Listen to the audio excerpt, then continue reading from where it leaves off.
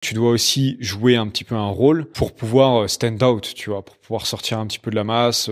Moi, j'aime bien l'idée d'être son propre cliché parfois. Je trouve que faut pas être un cliché ambulant, mais parfois l'être un petit peu, c'est cool. Mais ouais. Ok. Mais ça peut être dangereux, je sais pas toi ce que t'en penses, tu vois, mais toi tu joues peut-être moins un rôle dans ton contenu. Ouais, je pense que j'essaie pas de devenir viral.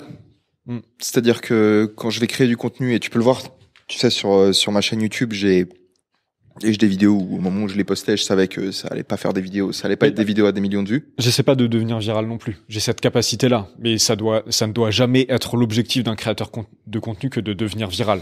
C'est juste que c'est une capacité que j'ai, tu vois. D'accord. Mais, ouais, je pense que quand tu forces le trait, quand tu vas dire des choses peut-être en sachant que tu les penses pas vraiment, ou quand tu vas jouer à ce jeu-là de quelque part ne pas transmettre réellement ce que tu penses, mais de forcer le trait, de défendre une idée simplement parce qu'elle provoque. Je pense que le but derrière, alors je sais pas en fait ce que c'est le but, peut-être c'est pas de devenir viral, mais je pense que c'est par ce biais-là que tu deviens. Quand tu fais du TikTok, 1 minute. Quand tu fais du LinkedIn, du Twitter, tu peux pas apporter de nuance. C'est ça la réalité aussi. Un post LinkedIn, c'est 3000 caractères. Non mais genre, Baptiste, on voit ce dont on parle. Tu prends un de tes posts LinkedIn, je peux le nuancer en changeant certains mots. Il y a certains mots que tu mets qui sont de façon volontaire, oui, des mots qui sont en mode claque, tu vois. Ça c'est de la volonté de provoquer. Mais ça c'est le deuxième point de la nuance. Et c'est ça, tu vois, que c'est de ça dont je parle. Le deuxième point de la nuance. Le premier point de la nuance, c'est juste que dans la consommation du contenu court en 2023, tu ne peux pas apporter de nuance. Deuxième point, c'est ce qui est demandé par les réseaux sociaux, les algorithmes, qui sont en réalité le cerveau des êtres humains, tu vois, parce que c'est ce qu'ils veulent consommer comme contenu.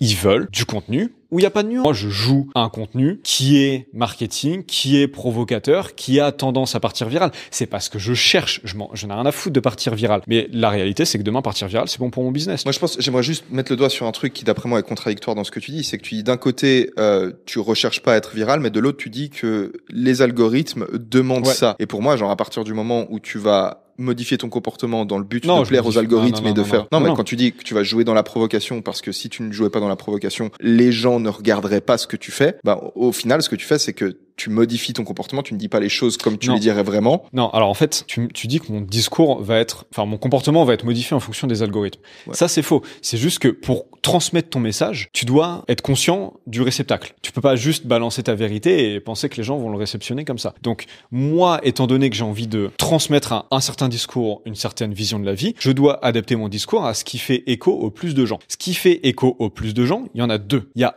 le fait que tu vas être capable de stand out. Il y a encore une fois, la réalité, c'est que pour stand out maintenant, pour sortir de la masse sur les plateformes, t'es obligé d'aller provoquer quelque chose. En même temps, c'est aussi C'est pas vrai, t'es pas obligé. Mais moi, je pense que tu peux faire du contenu qui est poussé, qui pousse à la réflexion, sans forcément être provoquant et qui devient viral. Mais l'un n'empêche pas l'autre. Non, je sais, mais t'as dit que t'es obligé. C'est pour ça que je dis, t'es pas obligé. C'est juste le point sur lequel je reviens. Pour partir 100% viral, je pense que t'es obligé d'aller te faire tes... Je sais pas, tu peux regarder, tu citais Peterson avant, je pense que Peterson va pas dans la provocation et pourtant il est parti. Tu rigoles. Peterson, il va extrêmement dans la provocation. Non, il dit ce qu'il pense, mais il va pas volontairement chercher à provoquer. C'est ça la chose. Non, mais parce qu'il dit ce qu'il pense. Et ce qu'il pense est provoquant. Et d'accord avec toi. Tu peux dire ce que tu penses. Mais c'est ça la question. C'est Peterson ne se pose pas la question de je vais communiquer de telle manière parce que c'est ce que YouTube va faire que ça va mieux fonctionner. Il réfléchit en fait à ce qu'il a envie de dire et il dit ce qu'il